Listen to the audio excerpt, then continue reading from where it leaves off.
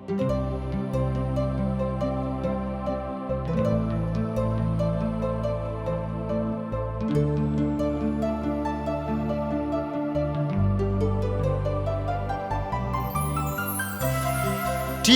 द्वारा प्रसारित कार्यक्रम जिंदगी की राह में आप सबका हार्दिक स्वागत बा। ये एगो क्रमबद्ध ढंग से बाइबल अध्ययन है और हमनी के जिंदगी खातिर एगो उपहार हवे।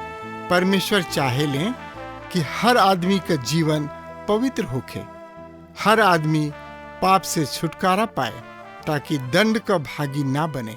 एक कार्यक्रम के द्वारा हम यही दिशा में आप सबका मार्गदर्शन करतनी। तो चलिए आज की कार्यक्रम के आरंभ कइल जा। आदरणीय भाई बहन नमस्कार। पिछला दूगो अध्ययन में हमनी के देखत रहनी जा कि परमेश्वर की ओर से यीशु मसीह का निर्धारित समय आ गई रहे और यीशु एकांतवास से निकल के फसह की पर्व में यरूशलेम आवत रहे, जहाँ धर्म गुरु षड्यंत्र रचत रहले और उनकरा के घात करे खातिर पूरा व्यवस्था बना ले रहलन। और महासभा में काइफा महायाजक भी घोषणा कर दिले रहे कि राष्ट्र खातिर एगो आदमी का मने यीशु मसीह का मरल जरूरी बा। लाजर के मृतकन में से जियोला की वजह से एगो बड़ भीड़ यीशु के पाछा रहे और भविष्यवाणी पूरा होखे बदे यीशु गधा की बच्चा पर चढ़ के मंदिर में घुसतने। उनका सांसारिक सेवा समाप्त हो गई रहे। ऊ गेहूं की दाना का उदाहरण देके अपनी मौत और फिर से जी उठला के घोषणा करतने। जगत के ज्योति उनकरा बीचे रहे, मगर ऊ लोग ओके ना देखले, काहे कि ऊ लोग आन्हर हो गए रहे। उनकर मन कठोर रहे। यीशु का ई बेइज्जती संसार का न्याय करे खातिर ना, उद्धार करे बदी रहे। अब अध्याय 13 में हमनी का देखत नहीं जा कि यीशु अपना चेलन के गोड़ धोतने और उनकी संगे फसह का भोज खातने, जीवन की उनकर यादगार बन गई। यीशु अपनी चेलन को गोड़ धोतने। अब हमनी के यूहन्ना रचित सुसमाचार की चौथा भाग में प्रवेश करतनी जा। सबसे पहले हमनी के देखतनी जा अध्याय 1 के 18 पद। दूसर का भाग रहे प्रस्तावना, अध्याय 11 का बाचल पद 1। तीसर का भाग अध्याय 2 से 12 में हमनी का यीशु को काम और उपदेश देखनी जा। अब देखल जाई अपनी गवाहन खातिर यीशु का गवाही। अध्याय 13 से 17 में यीशु समाचार के बाटे बदे एगो औरी विधि बा। पहला 12 अध्याय में विषय बा ज्योति। ओमे उनकरी मानवीय सेवा का उल्लेख बा और उनकी ज्योति भैला का अंगीकार बा। अध्याय 13 से 17 तक विषय है प्रेम। अध्याय 18 से 21 जिंदगी के बारे में चर्चा करेला। ऊ हमनी के जिंदगी देवे अइले और ऊ खुदे जीवन हमें उनकी मौत से हमनी के जिंदगी मिलेला। इनमें से 3 उपदेश हमनी के मत्ती रचित सुसमाचार में पढ़ लेले बनी जा। पहाड़ी उपदेश मत्ती 5 से 7 अध्याय में, गुप्त बातन के प्रकट करे का दृष्टांत मत्ती 13 अध्याय, स्वर्ग के राज का चर्चा जैतून पर्वत का उद्देश्य मत्ती 24 से 25 अध्याय, और अब चौथा उपदेश जीवन की यूहन्ना की सुसमाचार 13 अध्याय से 17 अध्याय में बा। ये हमरी प्रभु का सबसे लम्हर और सबसे उत्तम उपदेश है। ये हमनी खातिर बहुते महत्वपूर्ण हवे, काहे कि यीशु अपनी चेलन के एकदम नई जानकारी सच्चाई के बारे में दिहले। ऊ हमनी खातिर उनकरी प्रेम को हमनी के क्यों ना मसीही जिंदगी में जिए के बा, ओकरी प्रसाधन को ऊ अपनी और अपनी लोगन की संबंध के बारे में बतौले। कहे कि अब ऊ क्रूस की ओर जातड़े। ए वजह से उनके लगे ना तो फरीसियन खातिर, न धर्म गुरुअन खातिर और ना ही रोमी राज खातिर संदेश रहे। ई संदेश खाली उनकी अपना लोगन खातिर है। यीशु अपना चेलन का गोड़ धोतड़े। ई एगो बहुते असामान्य घटना है। हमनी का एके अनेक बार सुन चुकल बनी जा। ए वजह से ई हमनी के विचित्र ना लागेला। मसीह यीशु स्वर्ग की महिमा के त्याग के ए धरती पर आइले और एगो दास की तरह रहले। पिछले अध्याय में हमनी के देखनी जा कि मरियम इत्तिर से यीशु को गोड़ धोलस। यहाँ उ चेलन को गोड़ धोआ तने कितना फर्क बा। यीशु मसीह इस संसार में चल के भी अशुद्ध ना भइले, उ शुद्ध और पवित्र रहले। गोड़ आदमी की यात्रा के बारे में बतावेला और यीशु का गोड़ इत्तिर से धोवल हमरी प्रभु की चलला की मनमोहक सुगंध का वर्णन करता। चेलन के गोड़ धोए बदे कोनो जरूरत ना रहे। यीशु उनका गोड़ पानी से धोने, खून से ना। ये महत्वपूर्ण बात है। बहुते लोग मसीह के खून से धोला का बात करेलन। ये यीशु को बेइज्जती है। परमेश्वर का बेटा यीशु मसीह हमनी के पछिला, वर्तमान और भविष्य के सगरी पाप के धो देले बड़न। केवल एके गो बलिदान हवे। इब्रानियों 10 अध्याय के 14 पद में लिखल बा, उ एके चढ़ावा से उनके जे पवित्र कइल जाले सर्वदा खातिर शुद्ध क दिले। हमार भाई बहन, हमके अपनी तीर्थ यात्रा की अशुद्धता के धोए के बा। हमनी का इस संसार में चले नहीं जा तो अशुद्ध हो जाए नहीं जा। हमके आपन गोड़ धोवे का जरूरत बा। यही खातिर यीशु मसीह अपना चेलन को गोड़ धोले। यीशु के गोड़ धोला का 3 गो कारण बा जेके हमनी का देखल जाई। यूहन्ना रचित सुसमाचार 13 अध्याय 1 से 2 पद में, फसह के परब से पहले जब यीशु जान लिहले कि हमार उ घड़ी आ गइल बा कि जगत के छोड़ के पिता के पास जाई, त अपनी लोगन से जे कि जगत में रहले जैसन प्रेम रखत रहलन, अंत तक वैसने प्रेम रखलन। और जब शैतान शमौन के बेटा यहूदा इस्करियोती के मन में ई डाल देहलस कि ओके पकड़वाए, तो भोजन के समय यीशु मसीह चेलन के गोड़ धोले, काहे कि उ जानत रहलन कि उनका संसार से जाए का समय आ गइल बा। अब उनका सेवा स्वर्ग से होई। उ अपना लोगन से पहचान बनौलन और उ आजहू अपनी लोगन का गोड़ धोवेले। उ ए पापी और विरोधी संसार से जाए वाला रहलन, यही बदे उ अपनी चेलन को गोड़ धोलन। दूसर का कारण रहे कि उ अपना लोगन से अनंत प्रेम करत रहले। उ अपना लोगन की उद्धार खातिर मर गइलन और उनकी स्थिरता खातिर जियतने।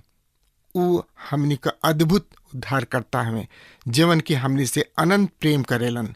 तीसर का कारण है एगो बेकाम का आदमी रहे, शैतान, जौन यहूदा इस्करियोती के मन में यीशु मसीह के धोखा देवे के विचार डाल देलस। अब वो शैतान मसीही सेवा के बीच में आ जाला, तब हमनी के प्रभु से पवित्रता का जरूरत पड़ जाला ताकि हमार सहभागिता प्रभु से बनल रहे। फसह का समय रहे। प्रभु भोज का ना यूहन्ना प्रभु भोज के बारे में नइखे कहत, काहे कि जब यूहन्ना सुसमाचार लिखत रहे तब शायद विश्वासी लोग प्रभु भोज के अनुष्ठान बना ले रहलन और मसीह पर से उनका ध्यान उठत जात रहे। परमेश्वर के वचन की ज्ञान के बिना प्रभु भोज में आशीष ना होखेला। आप लोगन की पेट में रोटी हर घड़ी ना रही, मगर मन में यीशु का वास सदैव रही। हमारी विचार में यही कारण यूहन्ना प्रभु भोज के बारे में ना लिखलें। एजा महत्वपूर्ण बात ई हवे कि उ पिता के लगे जातने, यही कारण ऐसन कहलन।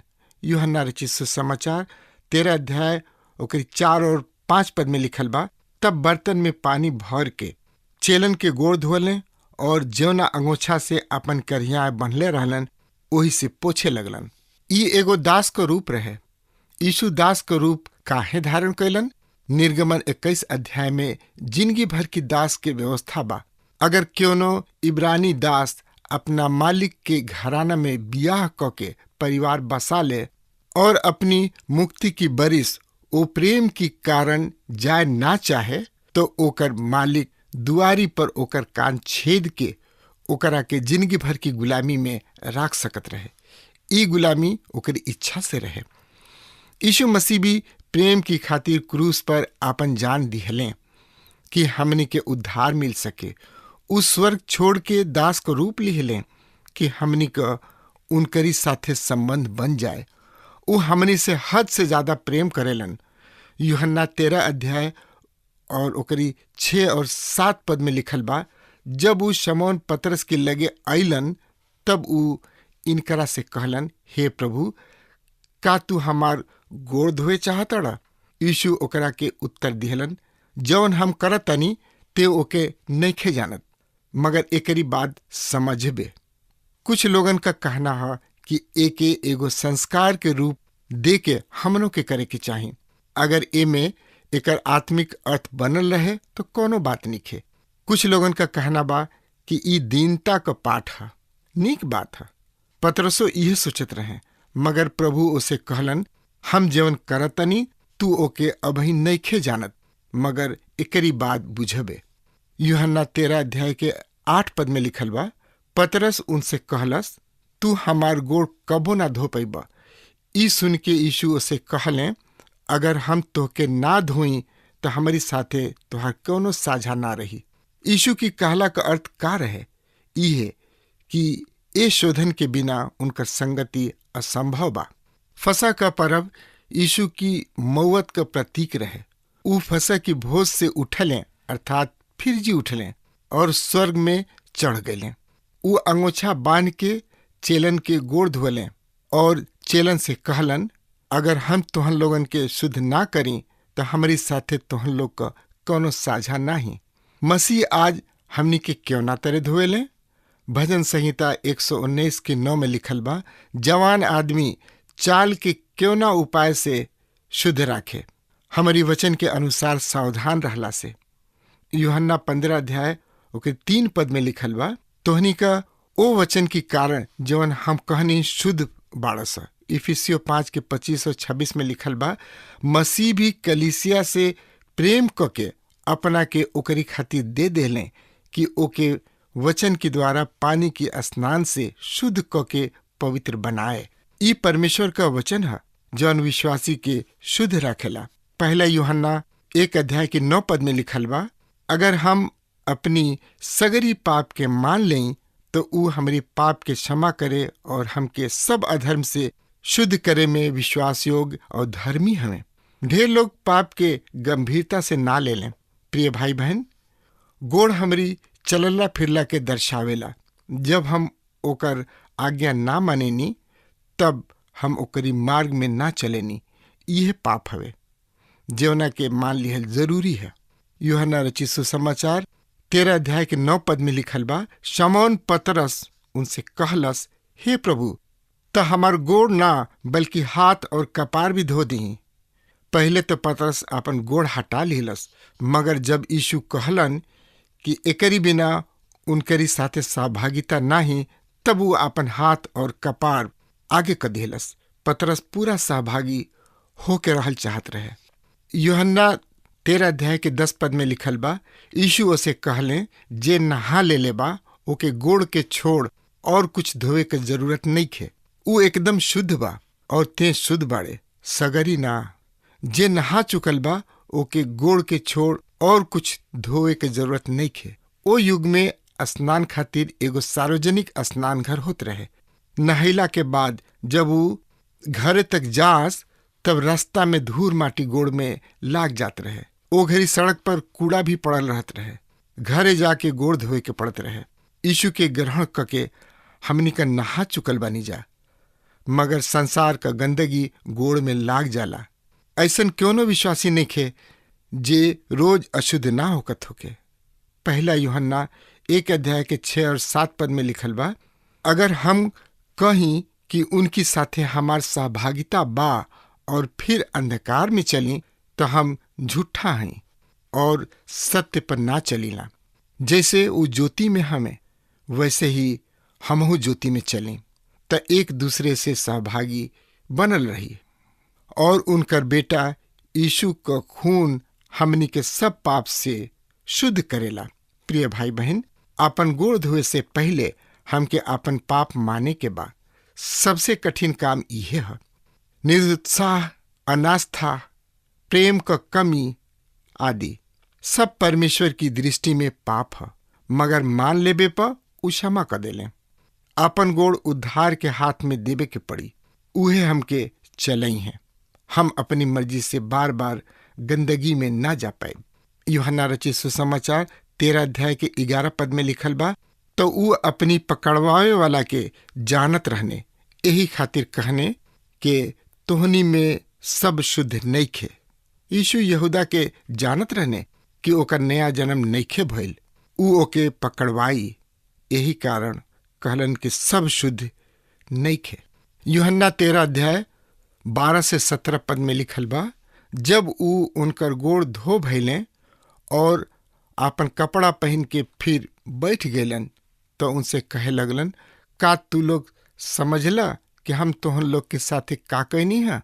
तू लोग हमके गुरु और प्रभु कहेला, ठीक कहेला, काहे कि हम हई। यदि हम गुरु और प्रभु हो के तोहन लोगन का गोड़ धोतनी तो तोहन लोग के भी एक दूसरे को गोड़ धोए के चाही, काहे कि हम तोहन लोग के नमूना दिखा देहनी। जैसन हम तोहन लोग के साथ कहनी है तोहू लोग ओइसने करिह जा। हम तो से सच सच कहतनी, दास अपना स्वामी से बड़ नाही और न भेजल गईल अपना भेजे वाला से। तोहन लोग तो ई बात जानत रह, अगर ए पर चला तो धन हो जाइबा। अगर आप सबके अपनी जिंदगी में आनंद चाही तो उनके लगे जाके अंगीकार करी। हमार दिमाग शिक्षा से भरल रहे मगर गोड़ से बास आवे, तो यह कारण है कि मसीह के दूसरे लोगन में ना पहुंचा पाई न जा। यीशु का ये निर्देश है कि उनकरी लेखा उनकर चेला लोग भी एक दूसरे से मेल रखें और एक दूसरे को गोड़ धोएं। एकर का मतलब है? पौलुस गलतिया के लिखत ने कि ई कैसे कइल जाई। गलतिया 6 अध्याय के 1 पद में, हे भाइयों, अगर कोनो मनुष्य कैसनो अपराध में पकड़ा जाए तो तू जे आत्मिक हव नम्रता के साथ ऐसना के संहार और अपनो चौकसी रख कि तू परीक्षा में जीन पड़। परीक्षा में गिरे वाले भाई या बहन के आलोचना कैल या न्याय कैल गोड़ धोवल ना है। अपना भाई के गोड़ धोए से पहले हमके महिमा के प्रभु के अपन गोड़ धोए देवे के चाहिए। भजन 139 के 23 और 24 पद के रचे वाला कहत अड़न, हे परमेश्वर, हमके जांच के जान लीही, परख के हमरी चिंता के जान लीही और देखी कि हमरा में क्यों बुराई चाल बा कि ना, और आनंद के मार्ग में हमार अगुवाई करें। हमनी में एको ऐसा नहीं है जे पाप के बिना एक दिन निकाल पाए। हमनी का परमेश्वर के वचन से धोल जाई न जा। हम अपन गोड़ उनके हाथ में ध देना, मने उनके संपूर्ण समर्पित कर देना। ए तरह हम प्रभु यीशु की सहभागिता के बिना एक दिन भी न जाए दें। उनकी संगे सहभागिता के तूरे खातिर शैतान के बीचा में न आवे दें। यूहन्ना 13 अध्याय के 18 पद में लिखल बा, हम तो से सबकरा के बारे में नइखी कहत, जिनका के हम चुनले बानी उनके हम जानतनी, मगर ई एक खातिर है कि पवित्र शास्त्र का ई वचन पूरा हो कि जीवन हमार रोटी खाला उहे हमारी ऊपर लात उठौलस। यीशु अति सावधानी से स्पष्ट करतने कि ऊ सबकरा खातिर ना कहले। उमे एगो बा जीवन के आज्ञा ना मानी। काहे कि ऊ प्रभु में विश्वास ना करत रहे। यीशु कहलन, तू लोग हमके प्रभु कहेला, प्रभु गुरु होलन, जे पर विश्वास करे के रहे। विश्वास और आज्ञा पालन साथे साथे चलेला। यहूदा में विश्वास ना रहे। जवन रोटी खाला उहे हमरा पर लात उठौलस। यीशु इस संदर्भ भजन 41 की 9 से दिहलन। ऊ यहूदा खातिर कहत रहले, ई ओकरी आत्मिक जिंदगी खोए के बारे में नइखे बतावत, बल्कि ई दर्शावता कि ओमे आत्मिकता रहबे ना कइल। यीशु ओहू के गोड़ धोले रहलन, मगर ऊ मसीह का इनकार कर दिलस। यूहन्ना 13 अध्याय के 19 पद में लिखल बा, अब हम ओकरी होखला से पहले तोहन लोग के जता देतनी कि जब हो जाए तो तू लोग विश्वास करा कि हम उहे हमी। यीशु उन्हन लोगन के पहले ही से सतर्क कर दिले ताकि उन्हीं में से एगो इनकरा पर लात उठाई, जेना से कि जब ऐसन होई तो उ लोग चकित ना हुई हैं और ना सोची हैं कि यीशु पहले से जानत ना रहले। यीशु का भेदिया घर ही में रहे। आजो ऐसे ने होला। कलीसिया के बाहरी क्षेत्र से क्यों नो प्रभाव ना पड़ेला। यूहन्ना 13 अध्याय के 20 पद में लिखल बा, हम तो से साच साच कहतनी कि जे हमारी भेजे वाला के ग्रहण करेला वो हमरो के ग्रहण करेला, और जे हमरा के ग्रहण करेला वो हमके भेजे वाला के भी ग्रहण करेला। यीशु एक खातिर कहलन कि जब यीशु चेलन के अधिकार दे के सेवा क्षेत्र में भेजले तो उमें यहूदा भी रहे। उहो परमेश्वर के राज का सुसमाचार सुनौलस, रोगियन के चंगा कैलस, दुष्ट आत्मा निकलस। प्रचार का विश्वास उद्धार ना दिया सकेला। परमेश्वर का वचन सुने और यीशु के ग्रहण कैला से ही उद्धार मिली। परमेश्वर अपना वचन के आशीष देलन, हमके वचन के द्वारा ही उद्धार मिलेला।